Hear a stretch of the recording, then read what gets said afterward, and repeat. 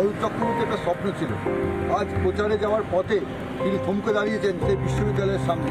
এইটা জায়গা ছিল না, এই জায়গাটা আমি গভর্নমেন্টকে দিয়েছি বিশ্ববিদ্যালয় করার জন্য।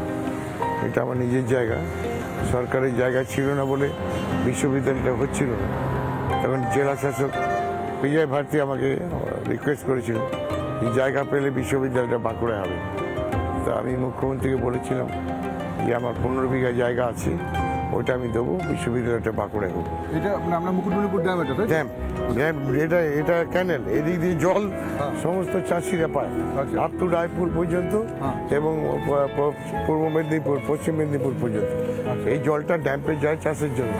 এই দেখুন বাঁ দিকটায় ড্যাম্পে বাঁধা, এই বাঁ দিকটা দেখুন, এই ড্যামটা দেখছেন শুকিয়েছে, এই যে জল দেখছেন এইটা ভর্তি থাকে জলটা আমরা নামিয়ে দিলাম, কারণ এই ড্যামটা ভরতে গেছে, গেটগুলো অনেক পুরানো হয়ে গেছে, এই গেটগুলো সব রিপেয়ার হবে নিউ টেকনোলজিতে। এই পুরো এরিয়া যেটা, এটা ডক্টর বিধানচন্দ্র রায়ের আমলে এটা তৈরি হয়েছিল ম্যানুয়ালি। এটা কিন্তু মানুষ খুঁড়ে করেছিল এই ড্যামটা, পুরো ড্যামটা মানুষ খুঁড়ে করেছে এবং এটা পুরুলিয়া বর্ডার পর্যন্ত আছে, বিশাল ড্যাম, বুঝছেন, পুরুলিয়া বর্ডার অফ দ্য। এই অঞ্চলে তো জলের খুব অভাব, এই জলটা তুলে দেওয়া হলো, এই জন্যই ছেড়ে দেওয়া হলো, জলটা ধরতে হবে। জল ধরার ক্ষমতাটা কমে গেছে, জল ধরার ক্ষমতাটা বাড়ানোর জন্য ড্রেজিং হবে, ঠিক আছে, এবং গেটগুলো চেঞ্জ হবে, তার কাজ শুরু হয়েছে।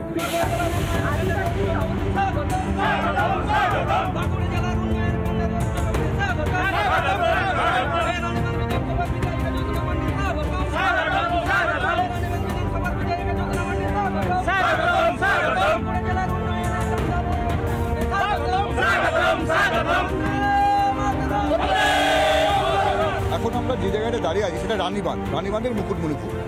তো এখানে অরূপবাবু প্রচারে এসেছিলেন, প্রচার করলেন, তার ফাঁকে একটু চা খাচ্ছেন, আর আমি বললাম একটু কথা বলে নিই। আমার এক পাশে আছেন উনি, আর আরেক পাশে আছেন মাননীয় মন্ত্রী। এই এলাকার সবাই বলছেন মাননীয় মন্ত্রী জ্যোৎস্না মান্ডি, তো আমিও তাকে ধরে নিয়েছি আমাদের সঙ্গে। তো যেটা বলার, আপনার এলাকায়, এটা তো আপনার এলাকা, তো আপনার এলাকায় উনি প্রচারে এসেছেন, কি মনে হচ্ছে?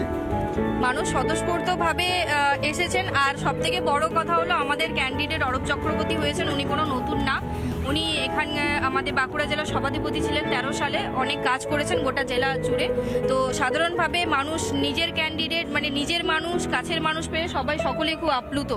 নিজের মানুষ, কাছের মানুষ এবং একই সঙ্গে বললো কাজের মানুষ, আপনি কি মনে করেন, নিজে কি মনে করেন? না, আমি জেলা পরিষদের সভাধিপতি ছিলাম, তো তখনও জ্যোৎস্না এমএলএ ছিল, মন্ত্রীও ছিল, সেই সময় অনেক কাজ ও আমাকে দিয়েও করেছে, অনেক গ্রামের রাস্তা টাস্তা। তারপরে এই মুকুটমণিপুর টুকুরগুলো অ্যাডমিনিস্ট্রেশনকে নিয়ে আমি এগুলো নতুনভাবে সাজিয়েছি। এলাকার মানুষ আমাকে চেনে, আমাকে যেহেতু 5 বছর সভাধিপতি ছিলাম, মেন্টর ছিলাম, দলের নেতা ছিলাম, তারপরে এমএলএ হয়েছি, চেনে, আর মানুষের ভরসা আছে যে গেলে কাজ করি। অনেকে বাঁকুড়ায় অনেক কাজে যায়, সে কাজগুলো করে দিই। তারা কি করে কাজ করে? কাজ করে, সত্যি কাজ করে, সঙ্গে আছেন?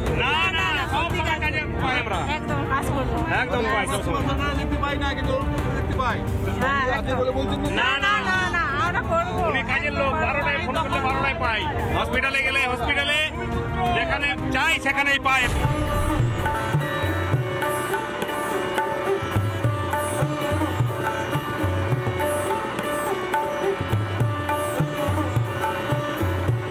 এই যে চারিদিকে জল থই থই করছে,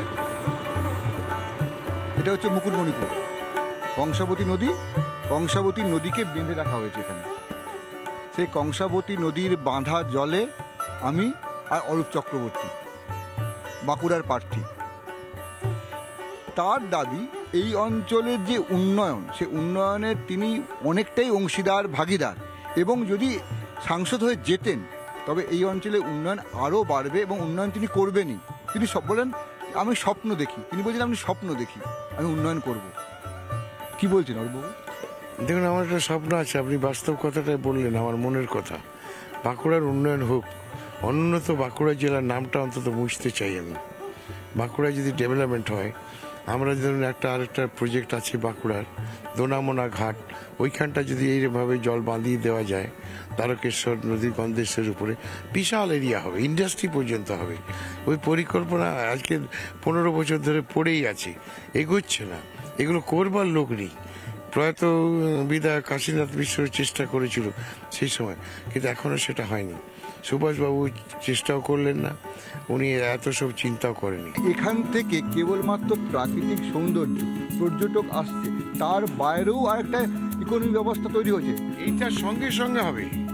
আমাদের যেমন গভর্নমেন্ট এটা পরিকল্পনা নিয়েছে, এটাকে ড্রজিং করবে, এই জলাধারটা বাড়াতে হবে। কারণ এখান থেকে ড্রিঙ্কিং ওয়াটার অ্যারেঞ্জমেন্ট আছে। এই যে বাড়িতে বাড়িতে বিশুদ্ধ জল পৌঁছাবে কি করে? এখান থেকে আমরা সমস্ত জায়গায় জল নিয়ে যাচ্ছি বড় বড় ট্যাঙ্কে তুলে। 8টা ব্লক এখনো বাকি আছে জল। বলছি ওসব থাক, মুনমুন সেনকে এখানে নিয়ে এসেছিলেন? হ্যাঁ, এই জায়গাটা ঘুরিয়েছিলেন? মুনমুন সেন ঘুরেছে এখানে, এখানে অনেক অনুষ্ঠান করেছে, ফাংশন করেছে। মুনমুন সেনের প্রোগ্রামে বহু আদিবাসীরা আসে। না, আমি বলছি এখন যেমন আপনার সঙ্গে আমি জলে ঘুরছি, এমনি মুনমুন সেন তো কলকাতা, এই অঞ্চলে তেমন ভাবে আসেনি। আপনি কি মুনমুন সেনকে এখানে নিয়ে এসেছেন? মুনমুন সেন এসেছে, মুকুটমণিপুরে অনেক প্রোগ্রাম করেছে, ও কি বলে কাপড় বিলি করেছে, ও মুকুটমণিপুরে এই নৌকায় এভাবে ঘুরেছে। মুকুটমণিপুরে মুনমুন সেন এসে অনেক ফোক ড্যান্স যেটা হতো আদিবাসীদের, খুব এনজয় করতো, নাচতো, আসতো। আপনাকে তো খুব ভরসা করতো। সে তো নিশ্চয়ই, কারণ আমি তো ওকে সব দেখিয়েছি, চিনিয়েছি। ওর নির্বাচনটা তো আমি করেছিলাম না। ন্যাচারালি মুকুটমণিপুরে আদিবাসীরা ওকে খুব ভালোবাসতো। প্রথমবার যখন মুনমুন সেন আসে নির্বাচনে, তো তখন সেই আদিবাসীদের প্রথা আছে, ওরা ঘটি দিয়ে জল দিয়ে পা ধোয়ায়। মুনমুন সেনও মেয়েদেরও পা ধোয়াতো। এতে আদিবাসীদের মধ্যে একটা জেগেছিল যে এই নিচের মানুষকে ভালোবাসে, এবং ওর হাজব্যান্ড যেহেতু আদিবাসী, তার জন্য ক্লিক করে গেছিল সব আদিবাসীরা, মুনমুন আমাদের লোক, এরকম একটা ছিল। এই যে অঙ্কটা, এই যে ম্যাজিকটা, এটা কি আপনি শিখিয়ে দিয়েছিলেন? না, ওটা মুনমুন সেন নিজেই করেছিল। আমি অবাক হয়ে গেলাম, মুনমুন সেন নিজেই ওদের কাছে ঘটিগুলো নিয়ে ওদের পা ধোয়ালো, তেল মাখালো, গামছা দিয়ে মুছে দিল। এটা কিন্তু ওর একটা বিরাট প্লাস পয়েন্ট ছিল ইলেকশনে। না, আমি দেখছিলাম একটু আগে জ্যোৎস্না মান্ডিও বলছিলেন, আপনার সঙ্গে ছিলেন, আদিবাসীরা আপনাকে এত পছন্দ করে কেন? এবার আদিবাসীদের সঙ্গে আমার একটা আন্তরিকতা আছে, এই কারণে আমি ওদের ভালোবাসি। আদিবাসীদের আমি ধরুন 16,000 আদিবাসীকে 1,000 টাকা করে প্রতি মাসে আমি শিল্পী ভাতা দেওয়ার ব্যবস্থা করে দিয়েছিলাম। মুখ্যমন্ত্রী খুব ভালোবাসেন। আমি আদিবাসী মেয়েদের শাড়ি দিতাম, জানেন, 14,000 শাড়ি দিয়েছি আদিবাসী মেয়েদের আমি যখন সভাধিপতি ছিলাম। ওরা মনে করে এরা আমার ঘরের লোক। সুভাষ সরকার কিছু করেনি? সুভাষ সরকার কিছু করেনি? দূর, ওসবের ধার পাশে বেঁচে গেছে। ও ছোট থেকে ডাক্তারি করেছে, বুঝলেন। ওর ইতিহাস, ওর বিরুদ্ধে বলতে আমি চাই না। কথা হচ্ছে যে ওর মানসিকতাটা ভালো, কাইন্ড হার্টেড হতে হবে, ব্রড মাইন্ডেড হতে হবে। কাজ করতে গেলে এরকম হবে না। আমি করবো কাজটা, কিভাবে করবো সেটা আইলছি। আমি দরকার হলে মুখ্যমন্ত্রীর কাছে পৌঁছে যাবো। আমি 20,000 শ্রমিক 2 বছর কাজ পাইনি, আমি ধরেছি মুখ্যমন্ত্রী। কি অপরাধ, কেন পাথর ভেঙে খেতে পারবে না? সেম করে দিয়েছি। আমি নাকি খুব রাগী? আমি রাগী মানে কিরম রাগী, আমার ওই বাজে জিনিস পছন্দ হয় না, মিথ্যা কথা বললে আমার পছন্দ হয় না। কেউ গল্প করে দেবে, আষাঢ়ে গল্প, আসল গল্প না বলে, ওটা আমি সহ্য করতে পারি না। হট করে রেগে যান? রেগে যাই, কিন্তু আমি রেগে গেলে ভালোবাসি। আমি যাকে ধমকাবো, রাখবো, তাড়িয়ে দেবো, আবার ডেকে পাঠাবো, কারণ আমি ওর অরিজিনাল ম্যাটারটা জানতে চাই। কাঁদলো কেন মেয়েটা, এ কি অভিনয় করছে না অরিজিনাল দরকার? যখন দেখি এটা অরিজিনাল, তখন ডেকে তার যা যা দরকার আমি দিয়ে দিই। ধরুন আমি সুভাষ সরকার, আপনি আমার কাছে ভোট চাইছেন, কিভাবে ভোট চাইবেন? আমি বলবো for the interest of development, আপনি আমাকে ভোট দিন। আপনি পারেননি, আমি পারবো। আমি বাঁকুড়ায় আমি যা দেখছি, এত সুন্দর প্রাকৃতিক পরিবেশ, ওদিকে শিল্পাঞ্চলের মতো জায়গা আছে, তবুও বাঁকুড়ার ছেলেকে বাইরে চাকরির জন্য দৌড়াতে কেন হবে আপনারা থাকতে? দেখুন, আমি বলি, বাঁকুড়াকে অর্থনৈতিকভাবে আর একটু আগাতে হবে। ইন্ডাস্ট্রিজ কিছু কিছু হচ্ছে, সব কুটির শিল্প হচ্ছে, স্পঞ্জ ফঞ্জ আয়রন ফায়রনে হচ্ছে, কিন্তু শুধু চাকরি করে হবে না।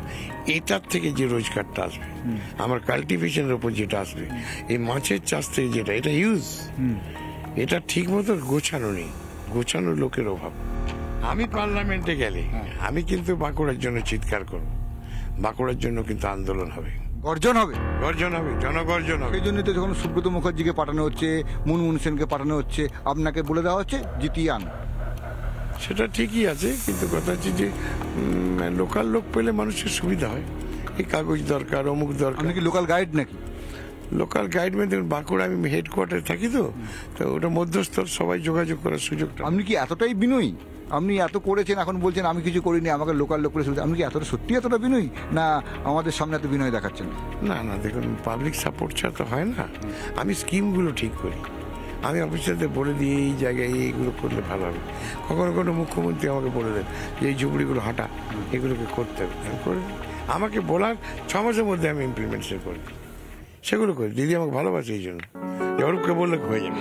সারাদিন প্রচার, আপনি খাটছেন, তো আপনার নিজের শরীরটাকে রাখার জন্য আপনি কি করছেন? আমি হালকা লাইট খাবার খাচ্ছি, সকালে যেমন মুড়ি খাচ্ছি, ছাতু খাচ্ছি, শসা খাচ্ছি, এইখানে যেমন ধরুন ইয়ে খাচ্ছি, ওই ড্রিঙ্কস মানে জলের সঙ্গে ইয়ে দিচ্ছি, ওয়ারিশ দিচ্ছি, কোনো কোনো জায়গায় ডাব খেয়ে নিচ্ছি, অল্প ভাত খাচ্ছি। ওটা ঠিক আছে, ওটা কোনো অসুবিধা হচ্ছে না। আমার তো এই বিকেল বেলাতে একটু দুর্বল লাগে, একটু আর একটু মুড়ি খেয়ে নিই, মুড়ি চপ খেয়ে নিলাম, বুঝলেন, কিংবা কোনো লাইট ফুড পেলাম খেয়ে নিলাম, এসব করে চলে যাচ্ছে। এরপরে ড্রাই ফ্রুট টুড রাখতে হবে, চিড়ে টিড়ে রাখতে হবে। আমি দেখলাম যারা প্রচারে আছে তারা ওই অনেক রকম টিফিন বাটির মধ্যে কিছু শুকনো ফল, ওই আছে না আলমন্ড, দেয় না, ফল দেয় আমাকে, লাল লাল কি সব ফল দেয় জঙ্গলের, নন্তা নয়, ইয়ে জঙ্গলের ফল টক টক খেতে লাগে, ভালো, খুব ভিটামিন, আরো পুষ্টিকর দেয় ওরা সব। আমার তো এই জায়গাটা দেখে মনে হচ্ছে আমি যদি গান গাইতে পারতাম খুব ভালো হতো। আপনি কি গান গাইতে পারেন? না না, আমি এক কলি আর কি, রবীন্দ্রসঙ্গীত একটু ভালোবাসি। আপনি ভোট প্রচারে এসেছেন, ভুলে যান, আপনি প্রার্থী ভুলে যান। আপনি বাঁকুড়ার একটা ভূমিপুত্র, যে বাঁকুড়ার অভিভাবকও বটে, বাঁকুড়ার মানুষ বটে, যে স্বপ্ন দেখে। আপনি একটা গান গান।